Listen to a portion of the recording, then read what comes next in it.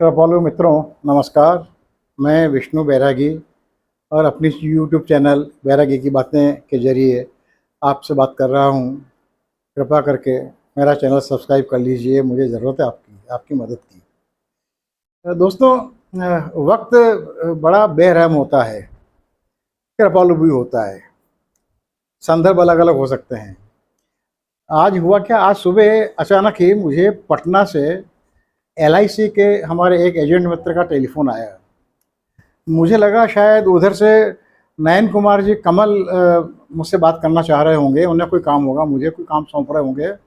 ये नयन कुमार जी कमल, हम एजेंटों की जो अखिल भारतीय संस्था है LIAFI, life insurance agent federation of India, उसके राष्ट्रीय अध्यक्ष हैं और झारखंड से, धनबाद झारखंड के रहने वाले हैं। बहुत बड़े एजेंट हैं। तो मुझे लगा था कि शायद वो इधर पटना वटना आए होंगे, कभी कुछ मुझे कुछ काम सौंप रहे होंगे। तो मैंने सहज भाव से नमस्ते की, पूछा हुक्म करें, कैसे याद किया मुझे। तो उस एजेंट ने मुझे एकदम चौंका दिया। बोले, भैया मैं अभी जहाँ बैठा हूँ वहाँ पटना के एक पत्रकार बैठे हुए हैं और आप उनसे बात कर लीजिए, वो आप जैसे किसी आदमी की तलाश कर रहे हैं। मुझे बहुत आश्चर्य हुआ कि मैं पिद्दी और पिद्दी का शोरबा, पटना में मेरी क्या आवश्यकता हो सकती है, पटना मुझे कौन जानता है। मुलाकात, उन्होंने टेलीफोन उनको थमा दिया। उन्होंने अपना नाम पता पूरा बताया और पटना के एक बड़े अच्छे अखबार के संवाददाता थे वो। और उनका कहना था कि अभी भी हमारे यहाँ तो पत्रकारिता में आपातकाल जैसी स्थिति है और बहुत सारी बातें जहाँ बाहर नहीं आ पा रही हैं। और एक बात उनकी इच्छा थी कि एक बात मैं सार्वजनिक करूँ।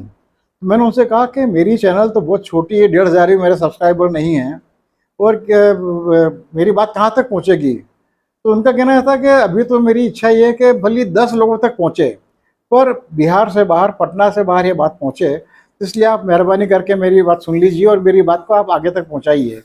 तो अब आगे जो कुछ मैं कह रहा हूँ उसमें शायद आवाज़ मेरी है, शब्द भी मेरे हो सकते हैं, लेकिन तत्व पटना के उन पत्रकार मित्र का है जिन्होंने मुझे आज का ये वीडियो रिकॉर्ड करने के लिए मजबूर कर दिया।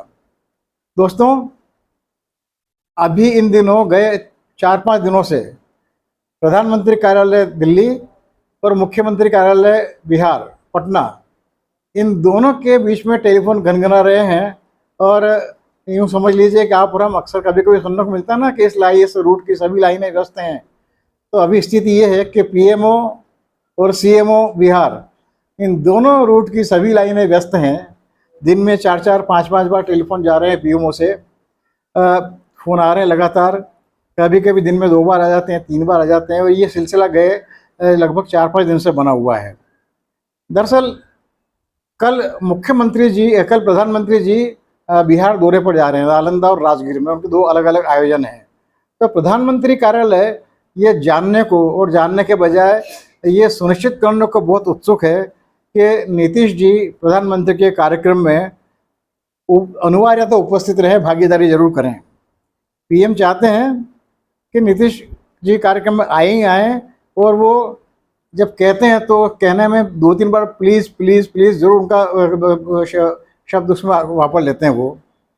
तीसरी बार PM बनने के बाद और बने रहने के लिए स्थिति ऐसी बदली है कि अब नीतीश जरूरी हो गए हैं। लेकिन हमने देखा कि चुनाव परिणाम आने तक नीतीश गैर जरूरी थे, फालतू थे। नीतीश आए तो आए, न आए तो न आए। जैसे कहिए, सड़क से भाषा में कहें, भाड़ में जाएं।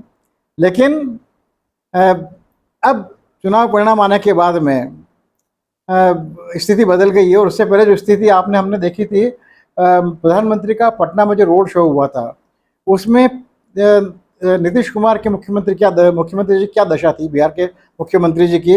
वो कितने दयनीय, लाचार और बुझी हुई शक्ल लेके उस प्रधानमंत्री के पास खड़े हुए थे कार में। और सारी दशा उनकी, ये सारी दुनिया ने देखी उनकी, किस तरह से बुझे बुझे थे वो। कहने को वो जरूर PM की बगल में थे, लेकिन PM के मुकाबले 6 इंच बौने थे। आपने देखा होगा, प्रधानमंत्री जब भी कभी ऐसा रोड शो करते हैं तो उनके आसपास जो लोग खड़े होते हैं उनके मुकाबले प्रधानमंत्री की जो ऊंचाई 6-8-6 इंच ऊपर रहती है, नीचे कुछ वहाँ ऐसी व्यवस्था कर दी जाती है कि प्रधानमंत्री सबसे ऊँचे नज़र आएँ। तो प्रधानमंत्री के बगल में खड़े होने के बाद भी नीतीश कुमार 6 इंच बने थे और आपने देखा होगा, हम सब ने देखा कि नीतीश कुमार के हाथ में अपनी पार्टी जेडीयू के तीर कमान निशान का प्रतीक चिन्ह नहीं था, बल्कि भाजपा का कमल निशान था, उनके हाथ में थमा दिया गया था।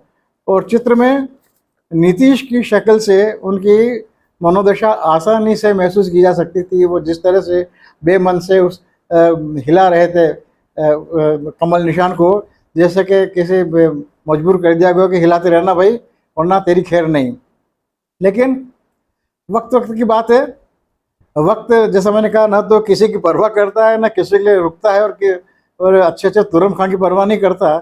एक फिल्म आई थी बहुत पहले, फिल्म वक्त, उसमें बहुत 2 पंक्तियाँ बहुत अच्छी थी कि आदमी को चाहिए वक्त से डर कर रहे, कौन जाने किस घड़ी वक्त का बदले मिजाज। तो वक्त ने पलटा खाया और जिन नीतीश की ओर देखना भी गवारा नहीं था, अब वही नीतीश 24 घंटे नजरों में बने हुए हैं, शायद सपनों में भी आ रहे हैं और शायद सपनों में आके डरा भी रहे हैं। ये वक्त वक्त की बात है कि जो कल तक लाचार था आज किंग मेकर है। ये वक्त का करिश्मा है। स्थिति ये है कि 240 पर 12 भारी पड़ रहे हैं, 12 के बिना 240 शून्य हो रहे हैं। मोदी के कार्यक्रम में नीतीश की मौजूदगी मानो प्रधानमंत्री मोदी को वैधता दिलाने की अनिवार्य शर्त बन गई है। ये स्थिति हो गई है मित्रों। चंद्रबाबू नायडू के शपथ ग्रहण में न जाकर नीतीश ने प्रमुखता हासिल कर ली थी।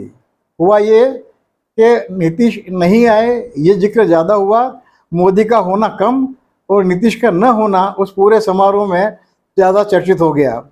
अब नीतीश बीमार हैं, मेदांता अस्पताल में भर्ती हैं। मेदांता अस्पताल में बिहार सरकार की भी भागीदारी है, लेकिन कहा जा रहा है कि नीतीश बीमार हैं, उनकी तबीयत ठीक नहीं है और मेदांता अस्पताल में भर्ती हैं। लेकिन वो ऐसे बीमार हैं कि उनके मेडिकल बुलेटिन के बजाय मेडिकल स्टाफ के साथ उनका चित्र जारी किया जा रहा है। चित्र यहाँ लगा रहा हूँ मैं, आप देखिए। चित्र में सब हंसते खिलखिलाते प्रसन्न मुद्रा में नजर आ रहे हैं और नीतीश कुमार आप देख रहे हैं वो डॉक्टरों से ज़्यादा फिट और ज़्यादा स्मार्ट नज़र आ रहे हैं। लगता ये है कि बीमार तो मोदी शाह और एनडीए है और भर्ती नीतीश कुमार हो गए हैं। बिहार में, पटना में, ये बड़े अखबार वालों में ये बड़ा लोकप्रिय मुहावरा है कि नीतीश कुमार बड़ी सुविधानुसार और चयनित रूप से बीमार होते हैं। यानी किसी से मिलना होता है तो बीमार नहीं होते हैं, और यदि किसी से नहीं मिलना होता है तो बीमार हो जाते हैं।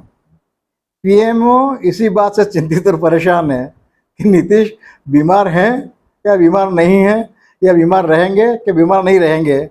और मुख्यमंत्री कार्यालय के साथ साथ वहाँ डॉक्टरों से भी उनकी सेहत के बारे में पूछा जा रहा है, जानकारी मांगी जा रही है। लेकिन इतना सब होने के बाद भी मुख्यमंत्री नीतीश कुमार का कोई मेडिकल बुलेटिन जारी नहीं हो रहा है। इसीलिए पीएमओ से बिहार मुख्यमंत्री कार्यालय के टेलीफोन लगातार घनघना रहे हैं।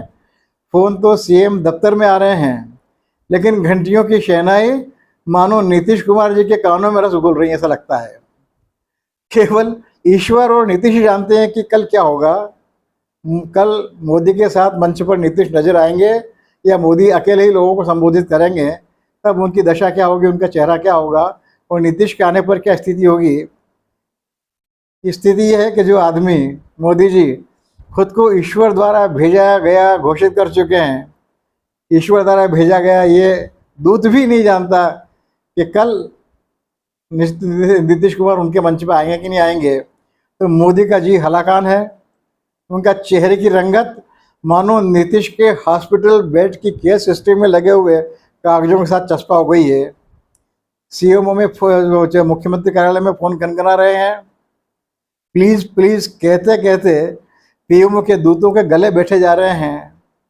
पटना की फिजाओं में, यानी अस्पताल में, मुख्यमंत्री कार्यालय में तो टेलीफोन खनखना रहे हैं और पटना की फिजाओं में एक अनजान शायर का शेर, उसकी 2 पंक्तियाँ गूंज रही है। जो न देते थे जवाब उनके सलाम आने लगे, वक्त बदला तो मेरे नीम में आम आने लगे। मित्रों, आज नीतीश कुमार के नीम में आम आ रहे हैं। देखिए कल और उसके बाद किस किस के नीम में आम आते हैं, ये देखना रोचक होगा। आइए हम सब कल की प्रतीक्षा करें, उस कल की जिसके लिए कहा जाता है कि कल कभी नहीं आता, फिर भी कल वाला कल आएगा और कल अपना किस्सा खुद कहेगा। बहुत बहुत धन्यवाद। नमस्कार, मैं विष्णु बैरागी। मेरा चैनल अवश्य सब्सक्राइब कर लीजिएगा प्लीज़।